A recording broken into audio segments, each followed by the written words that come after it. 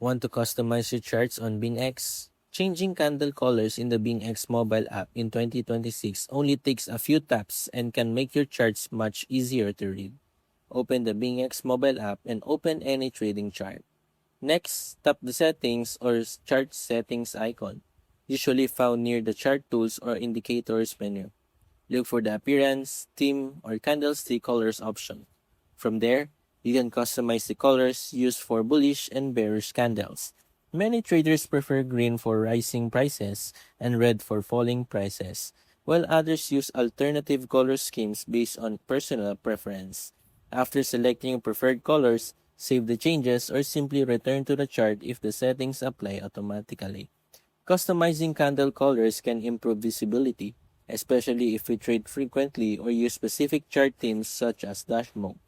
Keep in mind that available customization options may vary slightly depending on your app version and device.